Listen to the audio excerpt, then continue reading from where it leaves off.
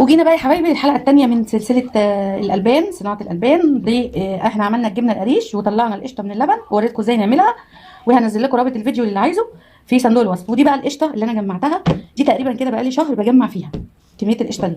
هنعمل ايه بقى؟ هنعمل القشطه دي زبده وبعدين هنسيحها ونعملها سمنه. فاول حاجه بقى انا بحب اشتغل بايدي يعني، فايه كل اللي انا هعمله ان انا هجيب طبق كبير شويه زي ده كده،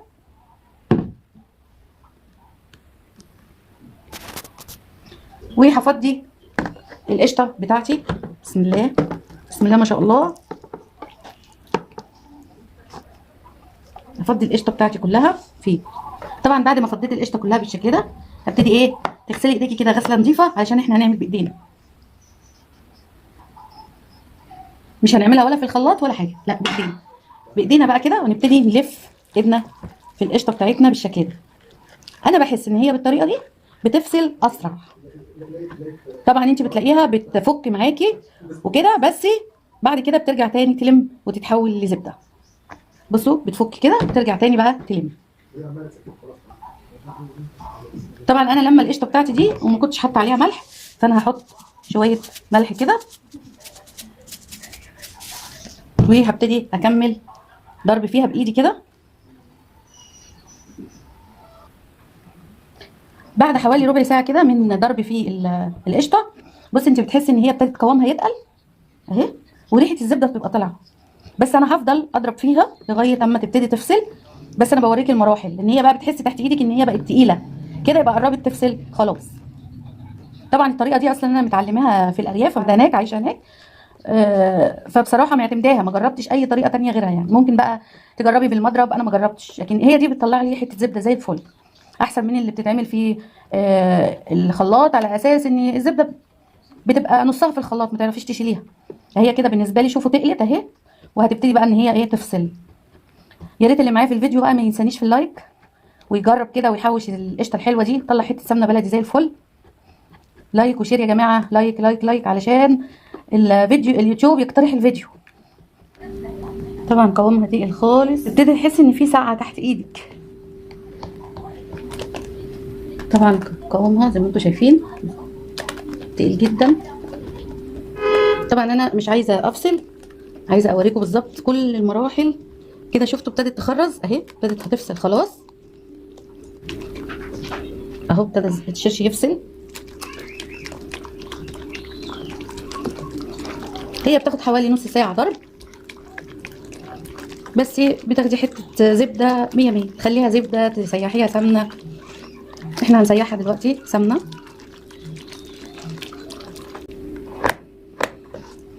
اهو. بصوا الشرش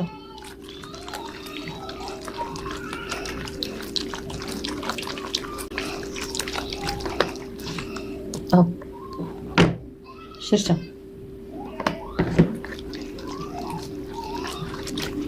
كده خلاص. هنبتدي بقى نجمعها كده على بعضها ونعصر.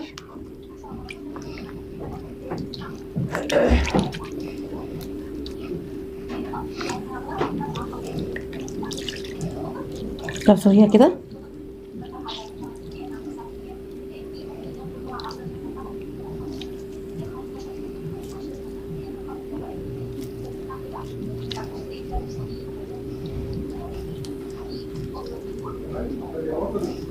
حاولي تعصريها على قد ما تقدري. بصي ناخد قطعه كمان،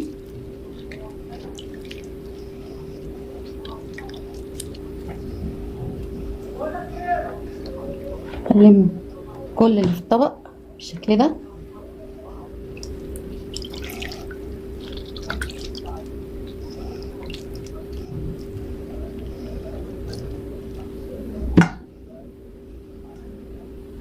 بعد ما عجننا وليطنا خلاص ده بقى اللي نازل منها ده بقى ما يترميش، ده لبن. ده بقى ايه تحطيه لو عندك مش تزودي بيه المش، تعملي بيه معمر، تخبزي بيه قرص، تحفه، لان كمان كله سمنه. وادي الزبده بتاعتنا اهي اهي. بسم الله ما شاء الله، طلعت يجي 2 كيلو او كيلو ونص زبده. بسم الله ما شاء الله. عايزه تشيليها زبده بقى براحتك في الفريزر، تقطعيها وتشيليها. عايزه تسيحيها تسيحيها. هنروح بقى على البوتاجاز، تعالوا معايا عشان نسيحها ونعملها سمنه. ويا ريت اللي لسه معايا ما ينسانيش باللايك، لايك وكومنت. احلى زبده. احنا حبايبي عملنا القشطه، عملنا طلعت لكم الزبده منها وطلعت كده 3 قوالب. ودلوقتي احنا هنسيح الزبده علشان نعملها بقى ايه سمنه. طبعا لما تيجي تسيحي الزبده حاولي ان يكون في حله كبيره كده علشان خاطر هي بتفور شويه فما تدلقش منك. والنار خليها نار متوسطه، ما تخليهاش نار عاليه. طبعا انا حطيت الزبده بتاعتي اهي، هتبتدي بقى ايه تسيح. انا كنت طبعا حطاها في الثلاجه، هتبتدي تسيح. الفيديو بقى الاولاني اللي انا عملت فيه الجبنه، وريتكم ازاي نعمل نروب اللبن من غير منفعه ولا اي حاجه ونشيل منه القشطه، وازاي نعمله جبنه قريش وطلعناها جبنه قريش حلوه قوي. وممكن الجبنه القريش دي تعملي منها حاجات كتير. ممكن مثلا لو انت حطيتيها في الخلاط وزودتي عليها شويه لبن، نص كوبايه لبن كده وحته زبده صغيره وضربتيها، هتبقى عندك احلى جبنه كريمي تنفع في سحور رمضان. ولو انت حطيتيها في علبه وحطيتي معاها فلفل وزودتي عليها شويه ملح، حطيتي معاها فلفل وحطيتي معاها من الشرشه اللي طلعت من الجبنه بعد طبعا ما تغلي الشرش ويبرد، وسبتيها، هتبقى معاكي زي الجبنه اللي هي الاسطنبولي او البراميلي، وهتبقى جميله جدا. وممكن الجبنه القريش يتعمل منها جبنه شيدر، بتعمل منها كل انواع الجبن. انا طبعا دي الزبده اهي بتسيح على نار متوسطه، ما تخليش النار عاليه، وهنستنى لغايه اما القوالب بتاعتنا كلها تسيح. طبعا هنا انا الزبده اهي كلها ساحت وابتدت بقى اهي بتغلي، وانا مخليه النار متوسطه الهاديه يعني علشان خاطر ايه ما تتحرقش منك، فما بتعليش النار عليها. الزبده بقى هي فايده ان انا اعمل القشطه زبده ايه، ان انا بقصر الوقت اللي هي ممكن تتقدح فيه القشطه. ممكن احط القشطه على النار واعملها سمنه على طول من غير ما الف ايدي فيها واعملها زبده، بس بتاخد وقت طويل جدا، وفوق ده بتفور كتير وممكن تدلق مننا واحنا مش قادرين يعني مش واخدين بالنا. لكن لما بتتعمل زبده اولا بتسيح بسرعه، بتتقدح بسرعه، وفي نفس الوقت بتاثر معايا، ما بتفورش قوي ولا حاجه، بتفور شويه صغيرين مش قوي يعني، وبتاثر معايا مده القدح. وبعدين لو انا عايزه كمان اشيلها زبده في الفريزر بشيلها زبده. بس هي السمنه انا بفضلها اكتر. ليه؟ لان السمنه لو انت حطيتيها في برطمان بره الفريزر ما بيجرالهاش اي حاجه، وتقعد زي ما تقعد ما بيجرالهاش اي حاجه لو هي مقدوحه كويس، ما بتزنخش وما بيجرالهاش اي حاجه. لكن الزبده لو قعدت بره الفريزر مش يعني لو قعدت في الثلاجه بتبوظ بعد اسبوع. لو قعدت بره في الثلاجه، لو قعدت في الفريزر ما بتبوظش، لكن لو قعدت بره الفريزر بتبوظ. دي الزبده. اما السمنه لا. فبالنسبه لي السمنه احسن لما انا بسيح الزبده واعملها سمنه. انا طبعا ايه ايدك فيها بقى كل شويه تقليبه كده وهي على نار متوسطه، وهصور لكم المراحل مرحله مرحله بحيث ان البنوتات اللي لسه مش عارفين يسيحوها يقدروا يعرفوا امتى يقولوا ان السمنه كده اتقدحت وبقت تمام، ويقدروا ان هم يطفوا بقى عليها. لو انت من عشاق المرته وعايزه مرته كتير هتعملي ايه؟ وانت بتقشطي او بتلمي القشطه من على اللبن بعد ما راب، تاخدي كده شويه لبن رايب، يعني تاخدي شويه لبن رايب زياده هزود لك المرته وانت بتسيحي الزبده بتاعتك. كل مرحله كده هوري لكم على اساس ما اطولش عليكم الفيديو.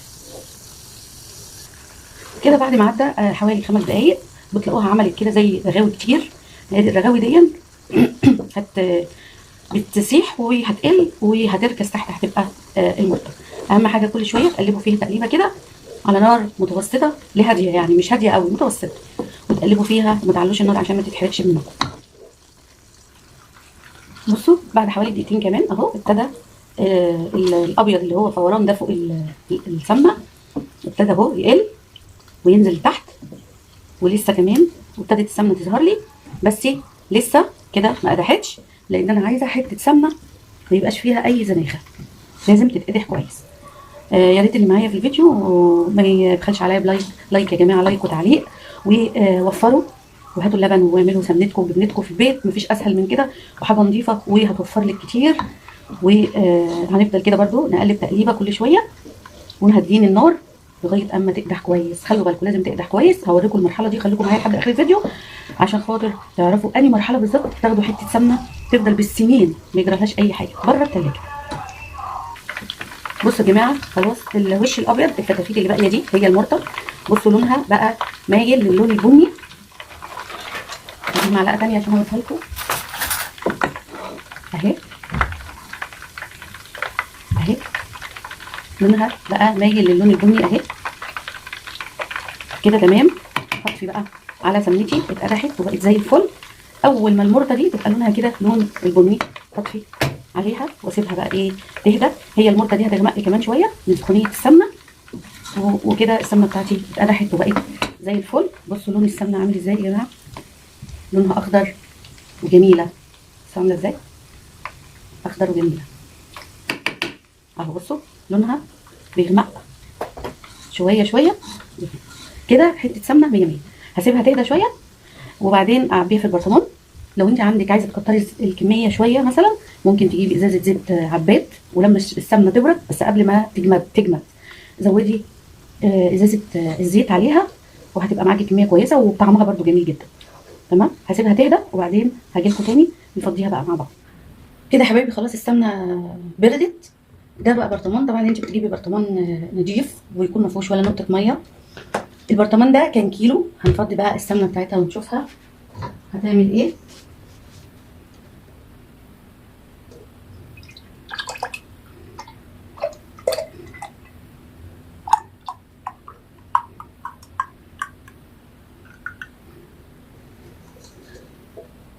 طبعا هي ملت البرطمان الا حبه صغيرين خالص، يعني ده 2 كيلو الا 100 جرام كده حوالي.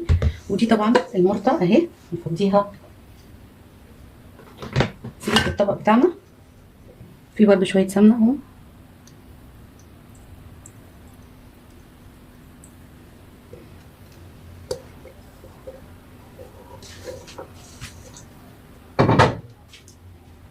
المرطه اهي. طبعا المرطه دي بقى ايه، في ناس بيحبوا قوي ياكلوها في سندوتشات. ولو انت بقى بتعملي مش او عندك مش بتزوديها على المش بتخليه تحفه. وكيلو السمنه وهو ما شاء الله كيلو سمنه بلدي. بصوا لونها عامل ازاي، تحفه، لون السمنه الخضراء الجميله.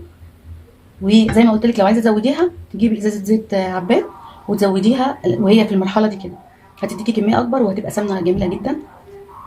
ويا ريت اللي لسه معايا في الفيديو ما ينسانيش باللايك.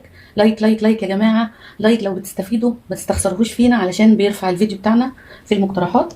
والمرته الجميله دي بقى نعمل بيها سندوتشات. واشوفكم ان شاء الله في وصفه جديده من وصفات طمطومه. مع السلامه.